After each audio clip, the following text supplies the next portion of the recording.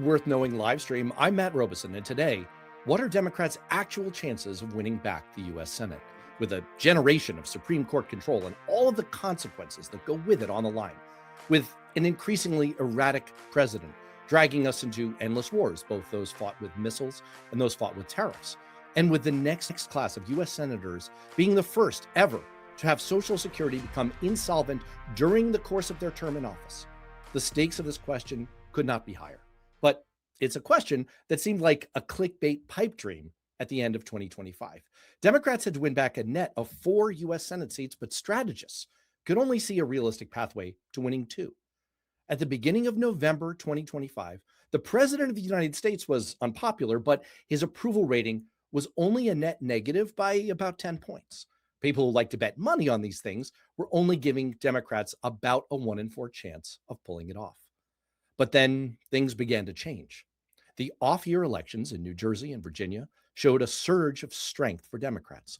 A late-year government shutdown over subsidies so people can afford health care seemed to put a pep in voters' step when it came to their trust in the Democrats, and it lined up with an improving position for Democrats on the generic ballot. And in special election after special election across the country, enthusiasm for Democratic candidates surged.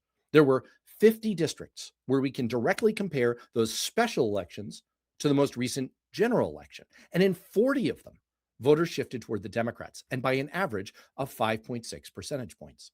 In special elections for state legislative seats, Democrats held on to 10 percentage points more of their voter turnout from the previous regular election than Republicans did. Special elections are like running up a hill, and the Republicans slowed down way more and started getting left in the dust. Then, when President Trump launched the war with Iran in February, his approval rating fell through the floor, especially among independent voters, something I've been highlighting on Substack and on the Political Rehab show for months. And by April 13th, I felt strongly enough about all of the signals that I was seeing to write an article on Substack titled, "The Senate Isn't Just in Play. Democrats Are Now Likely Ahead," in which I laid out the evidence from voter turnout, specific race-by-race polls, and the generic ballot to conclude that, quote, if I had to place a large bet on who would control the Senate next year, as of today, I'd now bet on Democrats. So this seems real, but is it right? What are our chances, and how will it play out in the critical Senate races that are about to unfold in just about a little under 100 days from now? Later in the show, I'm going to welcome back my old friend, former U.S. Congressman and 2008 Obama National Co-Chairman Paul Hodes, who now lives in Maine, and we'll walk through the situation there as Troy Jackson picks up the torch against Susan Collins in his own personal odyssey to slay that demon. But first, for an expert view on how all of these races are shaping up, as if you just pulled up a chair in a secret tucked away conference room with the most insiders in the country, I'm really happy to welcome one of the most respected Democratic operatives in the country, someone whose career as a congressional staffer just missed mine like 2 donkeys passing in the night, a former communications director for Adam Schiff and the U.S. mission to the United Nations, and current director of communications for Senate Majority PAC, the largest outside organization backing Democratic Senate candidates in battleground races across the country. Lauren French. Lauren, welcome. Thank you so much. Glad to be here. It's a pleasure to have you. This is an upbeat topic for once. I get to talk about the increasingly likely prospect, at least in my mind, that Democrats are going to win back the Senate and a large measure of power and influence and guardrails. I want to start at a high level, and then let's drill down into some races and numbers, if that's cool with you. You heard my setup. You heard my view about how likely this has changed radically from 9 months ago. At least it has in my mind. Does that match what you guys have been thinking and what you've been seeing internally? It has matched what we are thinking. And the bright spot of this map and the bright spot of this cycle is we are increasingly seeing state after state move toward Democrat. It's because we have better candidates. We have a better message. It is because Donald Trump and the Republicans are so unpopular. But we started this cycle with we could pick up 1 or 2 seats, maybe even 3. And now we have multiple paths, not only to pick up seats, but to a majority. As you noted, we need 4 to get it done. So we are seeing states come on board that Republicans at the beginning of the cycle never thought they would even have to compete in. And now the polling has us, both public polling and our fun insider polling, has candidates 1, 2, 3 points ahead. And here I'm talking about Ohio, Iowa, Texas, Alaska, even places that they thought were safe, that suddenly great Democratic candidates came on board and they have great messaging and they're running against, which is a time often statement that people in my position get to say, but pretty bad Republican candidates. So the momentum is there. It's going to be hard. We're not competing in a single state, with the exception of Maine, that Donald Trump did not win by at least 10 points in the election. So these are deep red Republican states, but the map is getting better. The polls are getting better, and voter enthusiasm for Democrats is getting better. So we are seeing everything kind of right getting into place. It's still hard. I don't want to rose-colored glasses anything here, but we are in a much better position than we were 9 months ago. And I think we're going to continue to see that as the economy continues to struggle and as Donald Trump continues to show people and Republicans continue to show people they're not really in it for you or me or working class families. They're in it for billionaires, and they're in it for their donors, and they're in it for themselves. Just to read that back really quickly, what you're saying is that what I've been trying to put together based on the evidence that's publicly available, and I've been cataloging on the Political Rehab Show with our weekly look at the battleground and on my Substack week by week in recent months, is lining up with probably the higher quality internal information that you're seeing on your desk every single day. And that's extremely encouraging, although obviously we don't want to get too far out over our skis on that. And look, before we go any further, I want to address the elephant in the room. No political animal puns here. Look, I feel the same way about super PACs that I do about nuclear weapons.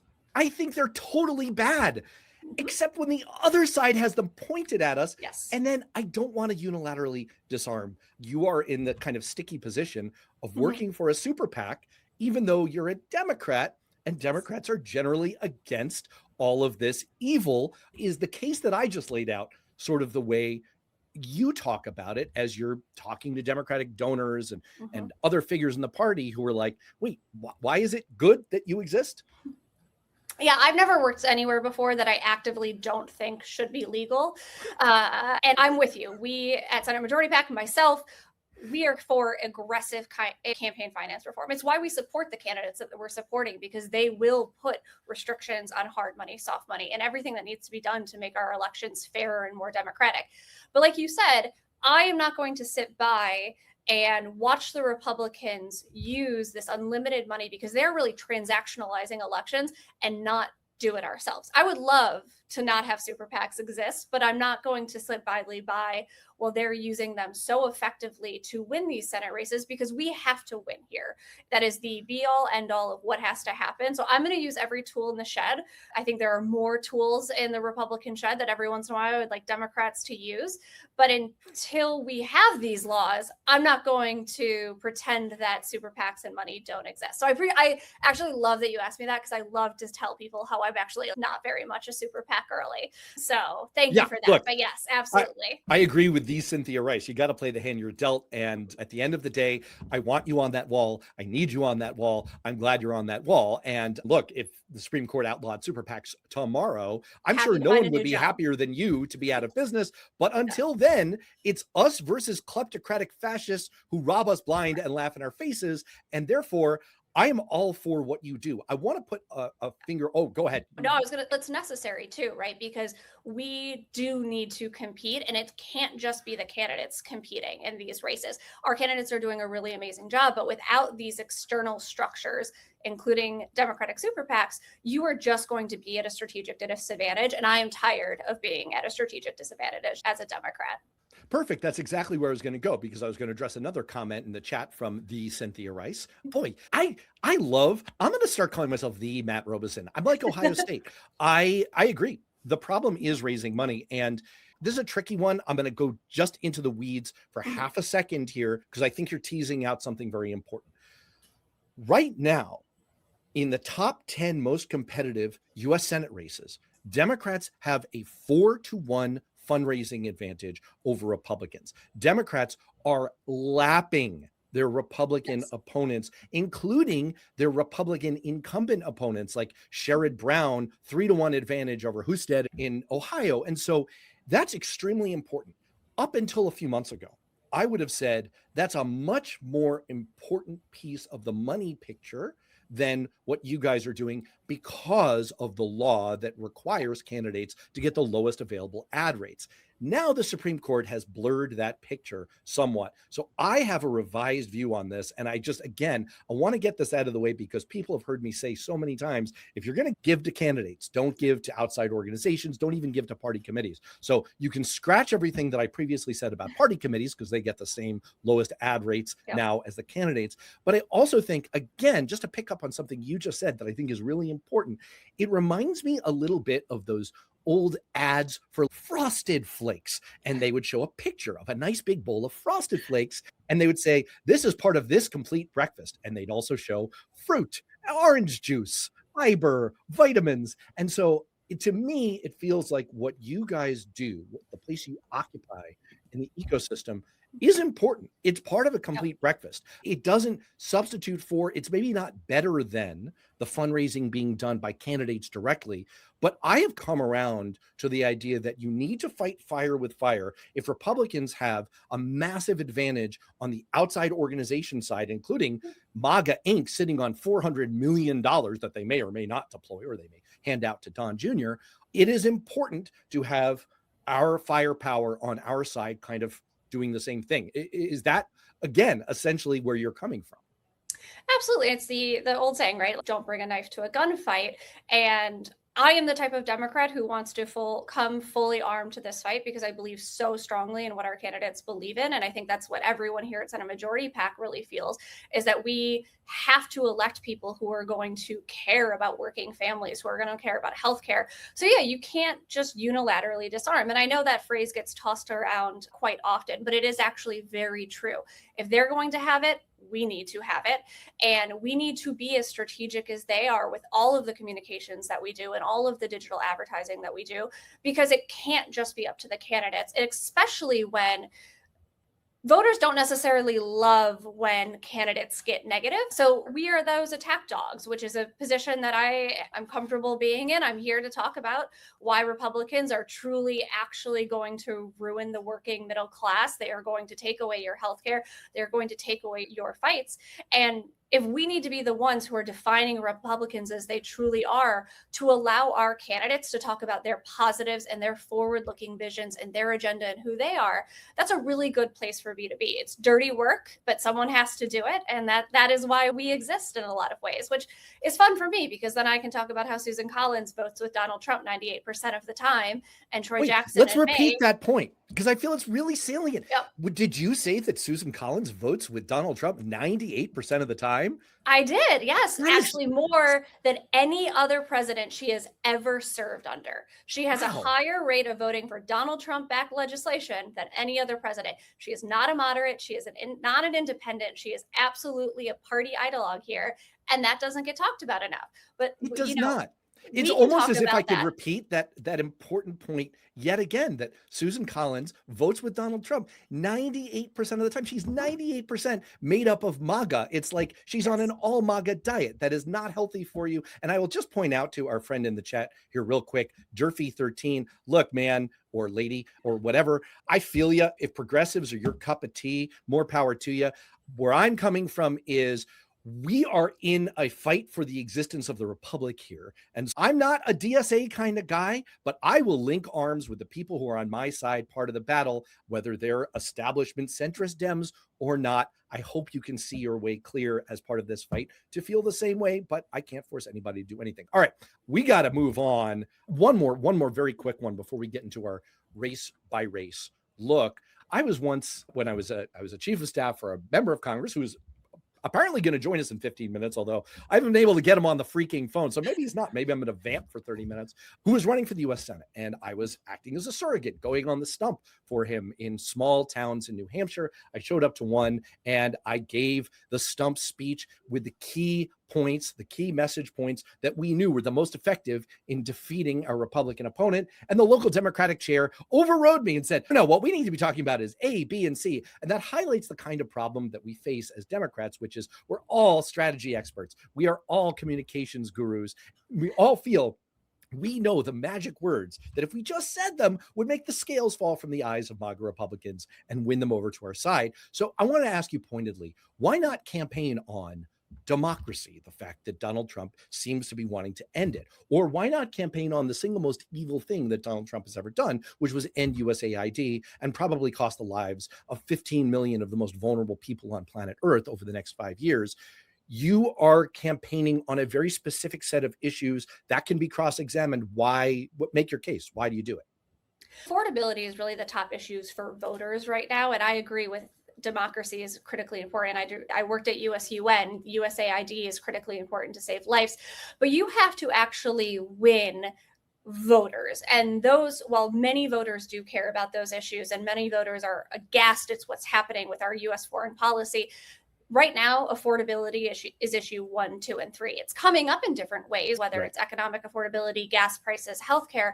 But to win elections, which is how we fix democracy, which is how we fix USAID, which is how we fix housing and schools and everything, you have to win elections, which means you have to talk about the issues that will move voters to the polls. And that's about how Donald Trump and these Republicans are continually feathering their own nests at your expense. They are passing legislation. They are making it easier for billionaires and corporations to get more money at your expense. And everything is pricier right now. Gas prices, groceries, basic goods, because these corporations are getting tax cuts, but then raising your prices. Or because Donald Trump started an unnecessary war in the Middle East, despite campaigning that he would end forever wars. And now gas prices are higher, which is trickling down from everything from, again, basic goods and food to fertilizer prices, which is impacting farmers and the ag industry in Ohio and Iowa. So none of the great things that Democrats want to do can be accomplished unless we win elections. And when we win elections, we have to address affordability, not because it's a campaign promise, but because people can't afford to live and thrive in America today. We hear in focus group after focus group of mothers talking about how they are eating less so their kids can have full meals, about how they are skipping prescription medications that are life-saving because they need to pay their electric bills, how they're skipping their electric bill because they need to put gas in the car to go to work. So we have to talk about affordability because that is the number one issue we have to address, because we can't do anything else if Americans don't feel economically secure and that economically stable. And that gets into a lot of the great things that Democrats want to do: housing, hunger, schools, all of that. But we need to address the affordability issues because we just, frankly, families can't afford to live right now. And it's something that the Republicans don't care about. They're not addressing. You hear Donald Trump be so dismissive of the affordability issues and the crisis hitting Yes, Americans he called it a right yawn. now. Yeah, yawn and made up and not something he cares about. And a couple bucks difference in gas prices doesn't matter. That's clearly someone who's never filled up his own gas tank. A couple bucks makes a huge difference in families' budgets.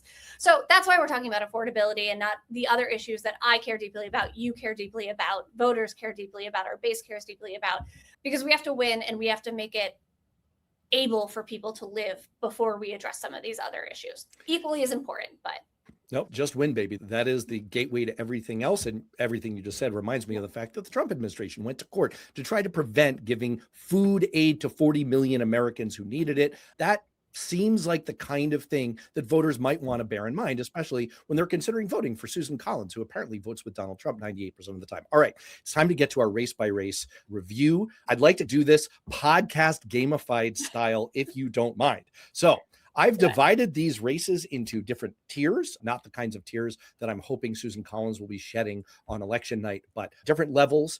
And when I tee these up, I'm hoping that what you will do is you will look down into your booklet of internals and you'll tell me something that I don't know. Tell our audience some inside information that they don't have yet about that gives you insights into what's going on in that race. Sound good? deal. All right, here we go. My first tier is North Carolina and Maine. These are the toss-up opportunities. These are the two races that looked 9 months ago like they were in reach of Democrats, the ones that we thought were the most likely. We talked a little bit about Maine already, the fact that Susan Collins is like the demon love child of Jason Voorhees and Freddy Krueger. And now Troy Jackson has got a black start a campaign with no funds. Take me inside what you're seeing in these absolute must-win top-tier races, North Carolina and Maine. What are you seeing? What don't we know? I think in North Carolina, what you are not seeing is great campaigning by Michael Whatley, and it's just not translating to voters across the state. He's not doing great campaigning. He's terrible on the stump, very boring, but he's also not doing what he needs to do to win over independents and Trump skeptic Republicans in that state. The smart Republican right now would be running as far away from Donald Trump as they can, and he is just embracing him closer and closer. So we are seeing that pop up again and again when we're talking to voters and we're polling in North Carolina, is this idea that they're not necessarily diehard Democrats, but they just want someone who's going to stand up for North Carolina when North Carolina needs a champion, when it needs a fighter. And they don't believe that about Michael Whatley. Michael Whatley is also facing extreme pressure for promoting a sex offender, a child sex offender, into a position of power within the North Carolina Republican Party. And that's tying into all of the Epstein class concerns that we are seeing from voters about this special class of people who get away with doing crimes and get leniency and all of that. And then yet they still get positions of power. They get jobs, they get tax breaks, all these sort of things. So Michael Whatley, despite needing to not be a swamp creature, is absolutely the biggest swamp creature we're seeing on the map this cycle. So I think that is what I'm seeing in terms of North Carolina. The polling there is going to tighten. We are seeing all of these public polls where Roy Cooper is 5, 6, 7, 8, 9, 10 points ahead. I don't want Democrats in North Carolina or anyone else to get complacent. That polling is going to tighten. Those numbers are a little bit tougher, I believe, than what the public polling is saying. But Roy Cooper's out fundraising Michael Whatley. He's out campaigning him. He's on an affordability tour. So all signs are pointing to a positive night in North Carolina. That is great. And let's just do Maine quickly. I do so much on Maine. I'm going to cover it with Paul in just a few minutes if he apparates onto the podcast. If not, I'm going to do a lot of vamping. And obviously I worked as a congressional staffer there for 6 years. I've lived the nightmare before, but Troy Jackson, one poll available so far, not a particularly high quality one, shows him up 3. What don't we know about his chances of picking up this baton and crossing the finish line? So we're in the field and we're going to be in the field in Maine soon. So hopefully I will, next time we talk, have a better insight of some polling, because you're right, I never trust just one public poll. But that being said, Susan Collins' numbers have not gotten any better since we started this. We had a rough June and July as Democrats in Maine, to be sure, but you would expect that Susan Collins' numbers would be improving in that sense, and they're absolutely not. They're still scraping the most bottom depths that they can be scraping, and we absolutely are taking advantage of that. We are talking about how she is corrupt. We are talking about how the fact that she is standing in the way of stock trading bans to make sure that members of Congress can't use their position to do insider trading, something she clearly isn't for. We are going to be talking about all of the votes that she took that she promised Maine one thing and then went around and voted to do the rest. So I think the big story right now is Troy Jackson is there. He's raising. He's the top fundraiser right now on Act Blue. We are absolutely seeing money come in from him. But what we're really seeing is that Susan Collins isn't getting any better. She's as bad as she ever was in terms of her polling numbers. And that's not a good sign for an incumbent. And I know everyone a little bit 2020 scarred, but she has never had lower poll numbers. She has never had a higher unfavorability, and more voters distrust her and don't want her to be returned to the US Senate than ever before. So we're in a position to win Maine. It's going to be a lot of hard work, but we are in the right place for it. She is the second least popular sitting U.S. senator in the country, behind a guy who's currently doing a Weekend at Bernie's impersonation. I want to just ask one more quick one on Maine. One of the things that happened before the Graham Plattner implosion is that he was sending desperate memos to DC saying, hey, I know I'm all anti-establishment and all, but would you guys send money? Because I'm getting pummeled on the air. Are you guys planning? I don't want you to, this is one where you don't have to make news with me here, but are you planning to come in and give air cover for Jackson? Because Collins is on the air. The outside groups are on the air in Maine. Yeah, and absolutely. We are going to be competitive in Maine, and we view Maine as one of the best pickup opportunities in the country. So we will be there. The smart strategy is not to just throw a number out, it's to look at what does each individual candidate need. And Troy Jackson is a different candidate than Graham Plattner. They are not the same person, they are separate. And what Troy needs to beat Susan Collins is going to be a little bit different. So we're crunching the numbers, we're looking internally, and we're going to look at how do you make that happen? Is that more digital investments, more television investments? So now that we have a candidate there, we will be in Maine. I'm looking forward to announcing it, just mostly so reporters and folks like yourself stop asking when it's coming, because everyone's real excited about Maine. I'm joking, but we're going to get there, and it's going to be a tough race. But again, the money's going to come in for Troy, which is a really great sign, and the money from us will be there because this race is competitive. All right, I want to go to the next tier, which is the must holds for Democrats. I want to just hit one of the following three. There's my old stamping grounds, New Hampshire. There's Georgia, where Jon Ossoff is having a little bit of a swoon moment among the Democratic electorate. And then there's Michigan, which is facing a primary. Pick one. Tell me something that we don't know that your internals are telling you. Down in Georgia, we've seen a number of special elections down there, and the enthusiasm that Democrats showed and voters in general showed in those off-year special elections, where on average across the country, Democrats overperformed anywhere from 15 to 17 points. That enthusiasm right now is very strong for Jon Ossoff, for the down ballot races there. So we are seeing that enthusiasm match over. And it does help that Jon Ossoff is having a moment, though I think that he's doing the right thing by being so aggressively, solely focused on this Senate race. It does help that we have it's going to be a competitor's governor's race. But everything we're pointing to and seeing is that the enthusiasm that we saw last year from continuing right now, which is absolutely what you want to see coming off the summer, going into the fall in a tough election cycle. Because again, Georgia is also going to tighten. These Republicans are going to come home, but we love to see it. And it is somewhat helpful that Mike Collins can't really be on the campaign trail right now because he's got some family problems. I'm not sure if you've heard, but his son-in-law is a Nazi influencer. So he's probably dealing with some weird, awkward tension at home because the son-in-law lives with him. So that's probably keeping him off the campaign trail a little bit right now. Also, he doesn't want to ask or answer any questions about why him and his son-in-law make separate videos, but videos on the same property. That is a great, fascinating question that I would invite them to swoop in and answer. All right, let's should ask him. Did he pay David for campaign work? That's a question I want to know. I think that's a question Jon Ossoff wants to know. Voters want to know because he paid him to work at his trucking company. So was he also doing some posting on behalf of Mike Collins for Georgia? It would be like asking Susan Collins, what happened to those other 2%? Were you overtaken by some kind of a positive demon? No, those were show votes. Those were the ones that they knew it was going to pass anyway, so she could back away. So, because at no point in time has she ever not been there for Donald Trump. Oh my gosh. Listen, I have so many more questions, but look, we only booked you for half an hour because you're in the middle of making huge decisions, huge, big money decisions. So I'm going to cut us off here. Deal. I'll go rapid fire next time. Sorry. Okay. It's all so exciting. It's my fault. I could literally do this for hours with you. Next time we will. And good news, Paul Hodes has apparated backstage.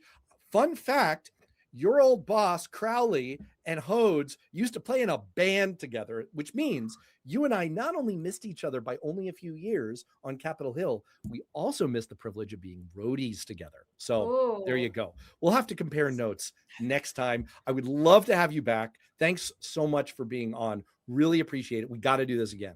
Absolutely. Looking forward to it. All right. Take care. All right. We're going to go from hard numbers, deep facts, structured reasoning, to the even sharper mind of former U.S. Congressman Paul Hodes. Paul, welcome back. Thanks, Matt. That's a very nice intro. I like sharper minds. It's putting aside the subject of brain cramps. So have at it. What do you want to know?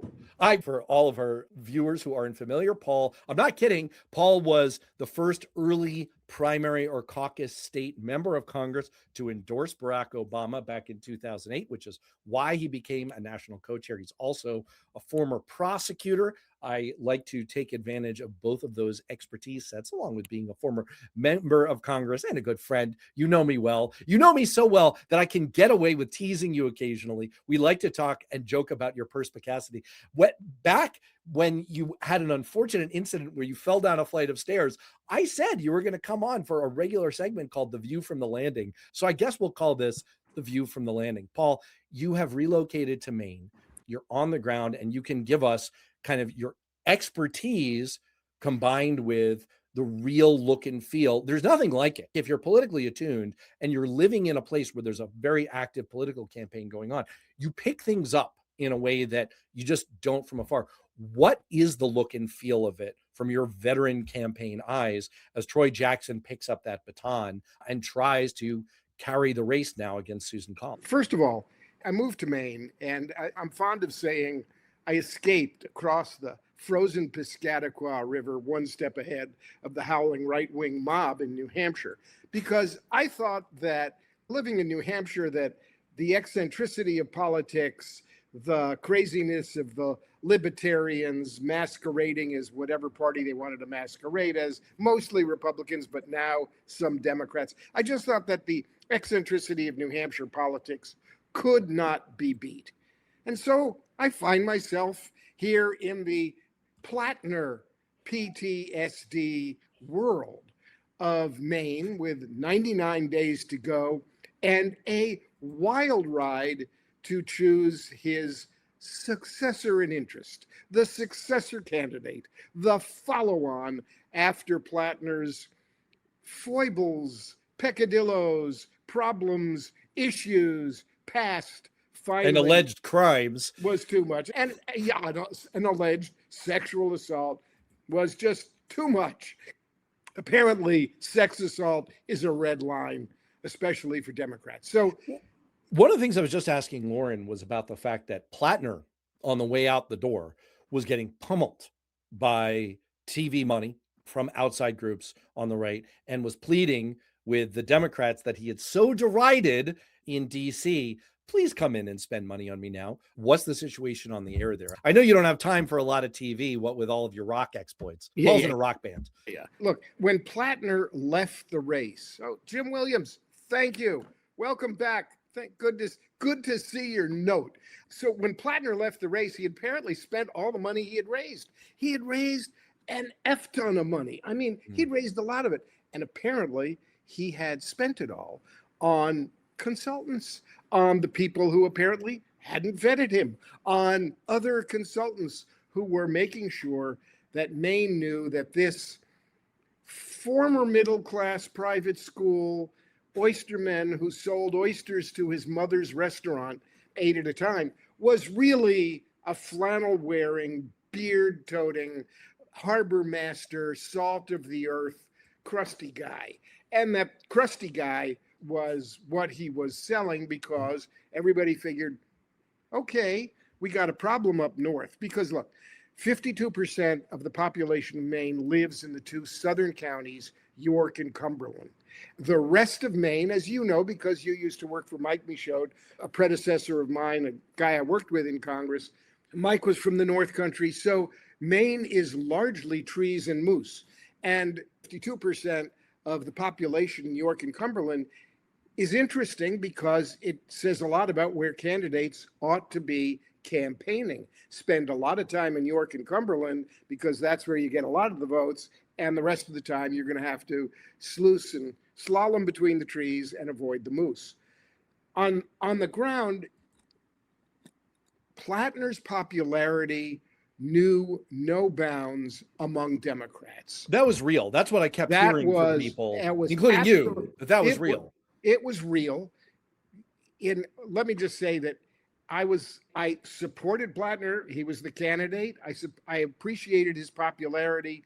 I was concerned from the beginning about the leakage, the continual drip of personal details, which was basically distracting from any reporting about the issues. Meanwhile, people who were going to see Plattner were just over the moon. People were comparing his oratory to Barack Obama. They were saying, we haven't seen anybody any Democrat who's able to communicate the way Plattner has since Barack Obama. He had a huge volunteer base, all ginned up, thousands and thousands of people around the state that was unparalleled in the history. So when he left, the Maine Democratic Party had a real problem on its hands. How do you choose a candidate in 3 weeks' time? Because there were deadlines that the Maine Democrats had to reach in terms of getting a name on the ballot and figuring out a process that would accomplish the goal of finding a successor candidate.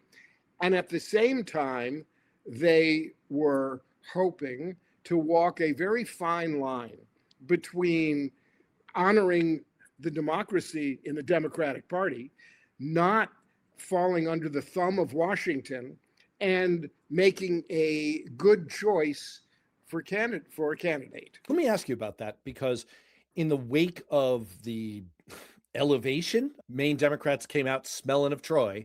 The early line from Republicans, you can read the talking points. For anyone who subscribes to Politico, it's great. You can tell what talking points each party is putting out by the stenographic recitation in the morning playbook. So there are several lines of attack that Republicans are trying out on Troy Jackson right now. One of them is that he was a failed previous gubernatorial candidate who was the third choice of his own party to be governor. Another is that he wasn't really elected to get this nomination. He wasn't the choice of voters. He was appointed. To me, this is all bullshit. These are process arguments. I can't imagine anything more boring than focusing on, they did a nominating convention, and so that's not super representative, you guys. Like, that dog won't hunt, that moose won't hunt. Boy, is that lame. The other thing they're trying out on him, which I think was real from all the reporting, is that he's got a terrible temper. I'd like to point out that Democrats, and for all the Republicans who are in the chats right now, I'm going to bash some Democrats right now. Actually, I'll bash both sides. Like, for one thing, John McCain had a famously awful temper. When I was in grad school and I was working for Dave Gergen, who used to work with McCain, it's hold your ear away from the phone, kind of like screaming into the phone level. Look, wait a second. Barbara Mikulski, the longtime senator from Maryland, who's about 4'11", famously, when you walked into her Senate office, okay, her carpet had the seal of the U.S. Senate on it. It's like the eagle, the seal of the Senate. Sure. And the rumor among staffers was that you want to stand off the seal, not because it's a sign of disrespect to stand on the seal of the Senate of the United States, but because from seated position behind her desk, outside the seal marked the outside range of Senator Mikulski's stapler throwing, because she would actively launch things at staffers. So the point is, having a bad fucking temper is not disqualifying in a day and age when people are abetting the outright larceny of this president and his administration. So I guess what I wanted to get at is, have you seen any attacks yet that are going to fundamentally stick or create a problem for Jackson, or are they throwing spaghetti at the wall? I think they're throwing spaghetti at the wall.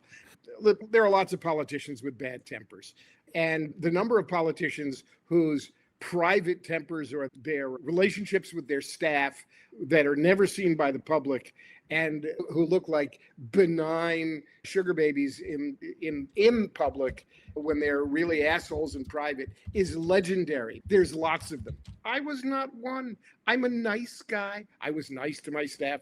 I never threw any staplers at anybody, and I only had a raging fit once, which we won't go into. So the temper tantrum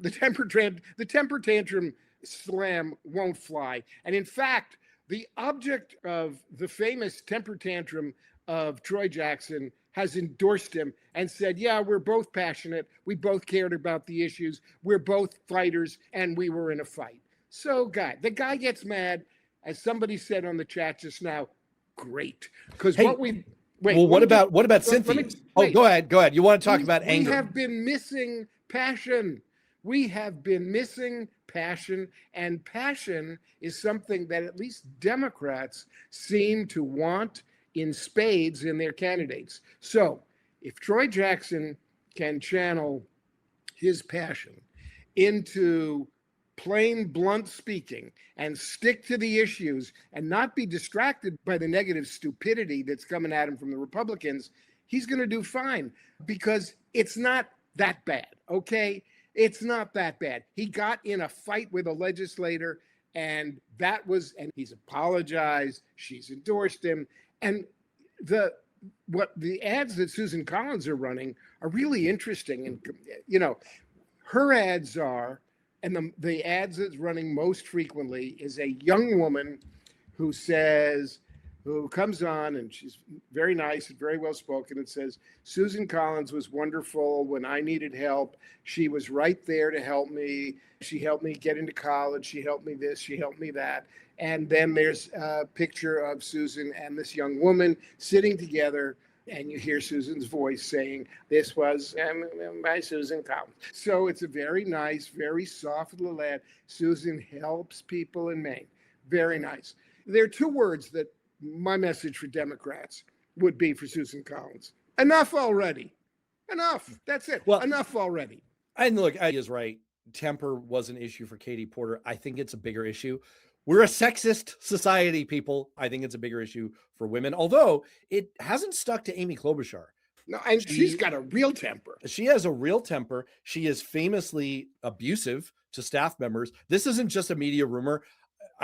Look, staffers talk. Okay, I'm telling you, as a verified fact.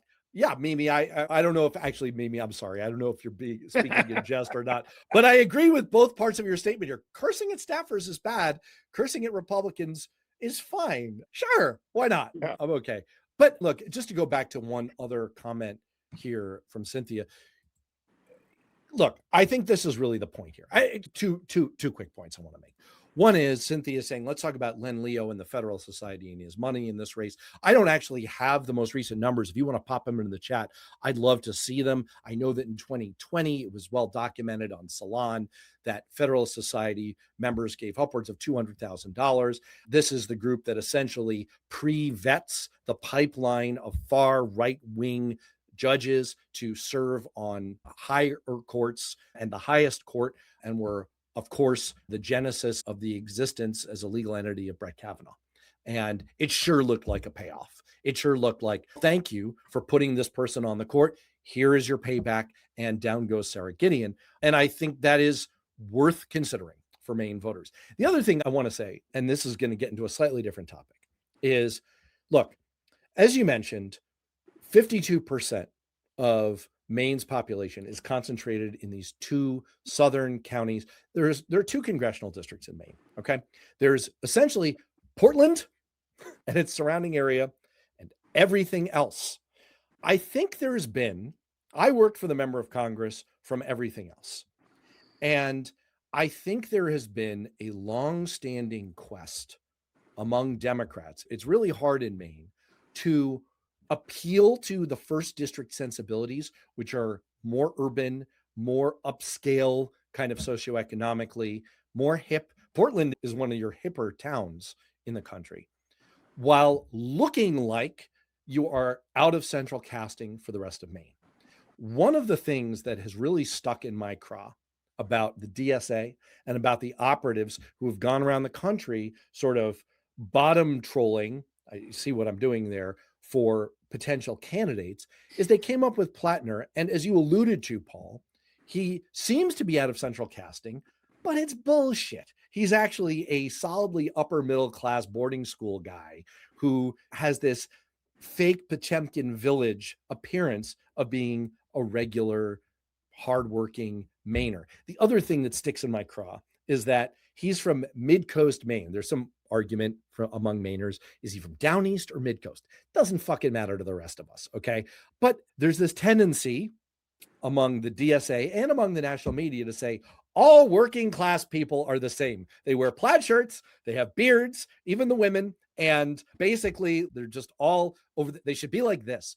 And they're not all the same. Troy Jackson's a fifth generation lager, and Graham Plattner is a newly minted oyster farmer. They're Yeah. not the same thing. They're from very different geography. And so my point is, I have just about had it with like these fake attempts to lab grow seemingly working class progressives who aren't really ideologically progressive because they're trying to force fit this elite agenda, this elite Dem socialist agenda onto what real working people think. Trust me, I worked for many years for an actual working person who also happened to be a member of Congress. That force fit does not work. It is not real. It is largely lab constructed, and that's why it comes undone. I will step off my soapbox. It's an important soapbox to this extent. Plattner won his candidacy with 70% of the vote among Democrats. What that says is Democrats clearly were in tune with his progressive message. And I'm not going to get into the labels and what they do mean or don't mean, but Democrats here were totally down with his far left message. Universal health care, stop the bad wars, stop the genocide in Palestine, the billionaires and millionaires, let's go get them. Democrats here have had enough of the feed the rich program and the corruption. So that much is clear.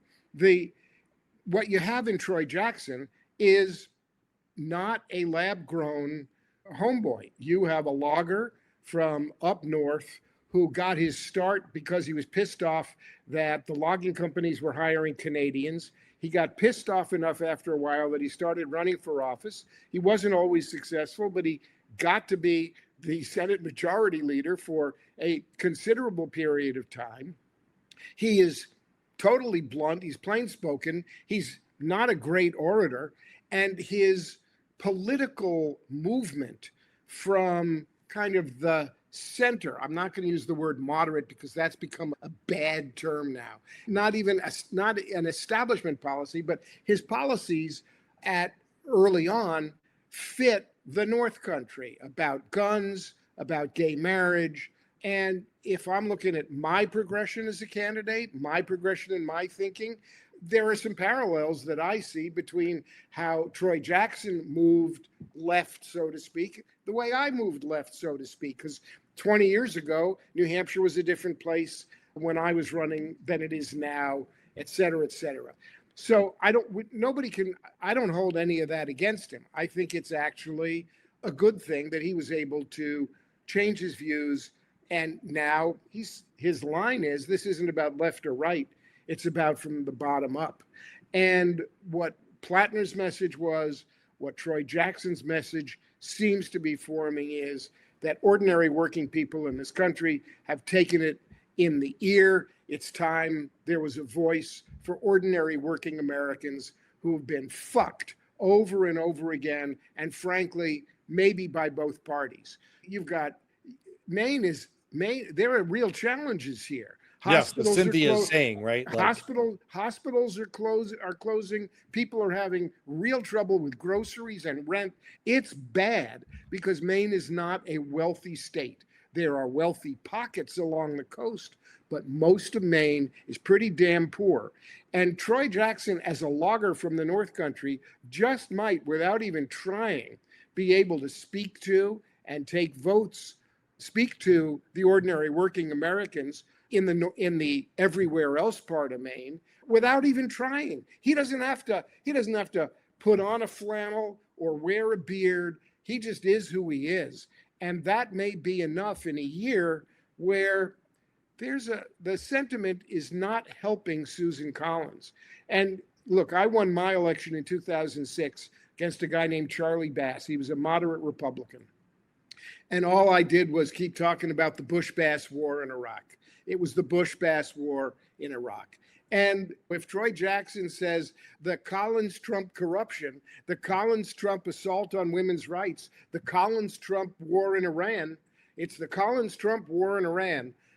It's the wrong way. It's time for a change. I think he's got a really good shot here in Maine. And he's been in public life long enough so that, unlike Plattner, who was brand new and not vetted, I think people know who Troy Jackson is, what he stands for, and Democrats are not showing any signs of backing away from the thirst for progressive policies. I'm not so sure about the progressive policies. I will look, let's do a few quick things. One, because Cynthia asked, asking you shall receive. I think this is what we're talking about here, is the fact that what used to be openly called the Super PAC that was openly associated with Leonard Leo changed its name to try to the Concord Fund, to try to obscure where the money was coming from. Yeah. And then it funneled through this pipeline of money. This is how these super PACs operate. And I know I just had Lauren French on. I know I'm casting shade on super PACs. And you heard people who were around earlier in the show, you heard us say they're bad and we'll stop using them as soon as Republicans do as well. But this is how they operate, especially on the Republican side, is there's all this shifting around from legal entity to legal entity. You don't know what the source of the funds was originally. And then it passes through, it's like it goes to the Cayman frickin' Islands and it comes out the other end. You don't know where it's coming from and why and what the agenda is.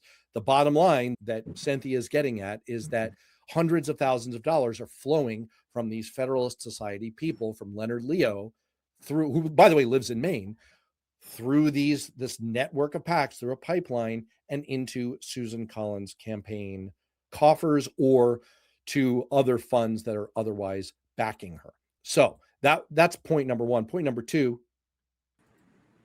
is that I'm not sure. Look, I don't know if I fully agree with you or with Mike Shear Y9D that the Democrat Party is gone. Democratic, please. Democrat socialist is an oxymoron term used to mask the fact that you're socialist. Point is, stop lying. I actually agree with that. If you call yourself a democratic socialist, look, get your own line on the ballot, people. Like, I'm sorry, but I'm not sorry. You don't actually stand for what the Democratic Party stands for if you're Daria Lisa Chevalier and you actually want to have the workers own the means of production and you want to end the carceral capitalist state and you pledge allegiance to Mother Russia. You are not what the Democratic Party is for. And I don't need you. I don't want you. Goodbye. Thank you. Okay. Anyway. You've always been a centrist, Matt. You're a moderate kind of guy. No, I'm a Democrat. That's different. All right, let me do one other thing. I want to If by Democrat you mean we care about fair housing, we care about not getting into stupid. The president assures me that housing is a yawn. If by Democrat you mean that was yes, Kennedy, I remember. Kennedy going line. If by liberal you mean. So the words liberal is gone from the. Oh yeah, you can't say that. From language, liberal. Right? Liberals. What the hell's a liberal? Nobody knows what anybody is anymore. But I will say this, that I think people have been talking to me about I had a great rant from a friend of mine who posted a Facebook rant about the establishment and moderates, and he ended up saying centrist is halfway to fascist. So I had a fun time talking to him about a Democratic Party which really needs to cast a pretty wide tent and make sure that candidates fit their districts in order to take back the power and win elections. And one district's moderate might not be the thing in another district where they want somebody who is further to the left. And in New York, what about AOC? What about Mamdani? Are they socialists? Are they communists? Are they Democrats? They're part of the Democratic Party. Funny you should ask. I want to separate AOC and Mamdani from Daria Lisa and her ilk. Zoran is proving himself to be quite pragmatic, and he's focused on fixing information technology and web services and potholes. And he's made some very practical compromises on his free bus plan and on his grocery store plan. And he's doing what progressives desperately need to do, which is prove they can govern, especially the big cities. An effective governance. Your former staffer, Trevor Chandler, who ran for city council, came up short in San Francisco, is a progressive who tried to run on this idea of it would be really great for progressives who want to be in government to prove that they can make government work. That would seem to be a real. So I have become, look, everything that Zoran says rhetorically is not my cup of tea, but I am impressed. He has my attention. And AOC, same thing. When I first started a blog, before I started getting paid to write, I wrote an article about AOC and I said, look, ball's in your court. You have the opportunity. People are looking to you as a leader. So lead, heal the breach, bring the party together. And you know what? She's matured. She's done a pretty good job about that. And so anyway, I want to get to a few comments here real quick. First, Tree McGreen. What a great handle. I hope that's your real name. Good Dems pass legislation for publicly funded elections. Paul, you're the lawyer. I'm not, but just in 15 seconds. Yes, we theoretically could. No, it would not overcome the Supreme Court rulings, which basically say money is speech and you can give unlimited money. And so we could do it, but I don't think that would on its own erase the existence of outside organizations. You could level the playing field somewhat with public funding, although experiments in that at the federal level have come up short because you just get swamped if you accept the public money. Presidents don't do this anymore because it's just the answer is theoretically yes, Democrats could. My experience is I went to Congress to try to change things and talked a lot about publicly funded elections before all the bullshit happened, before Citizens United and all that. Democrats weren't that interested in hearing about it because the establishment knows how to play the game. Yeah. And that's part of the frustration that is fueling the, quote, progressive upsurge. Exactly right. You know the game. And I will say, look, people who have listened to this show, watched this show for a long time, know you and we have plenty of friends who are part of the Washington establishment, right? And like, I'm not casting shade at any of them, but I will say that they are, as you say, locked into a game that they know the rules of and that they think, both sides think this, they're just one election away from winning forever.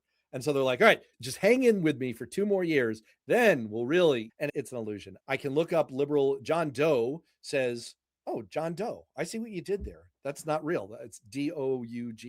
Maybe that is your real name, but that's awesome. You can look up liberal in the dictionary if you don't know what it is. I could, but the problem is if you look up literal in the dictionary now, it means both literal and figurative. I no longer know what a lot of words mean. My daughter uses low key to mean high key, medium key, low key, and nothing. All I can say, John Doe, is if you come across a libtard, you'll know what a libtard is.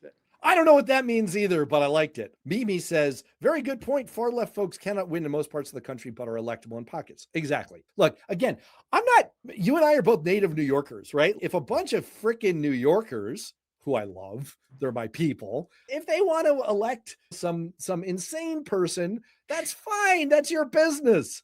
But the problem is that insane person becomes a poster child for the rest of us. And I don't think that someone on October 8th, the day after the Hamas attacks in Israel, who on October 8th went to a Hamas celebration party, is fit for being in Congress. I just don't. All right, we got to get you out of here. We got to get me out of here. I'll just quickly run through the rest of these.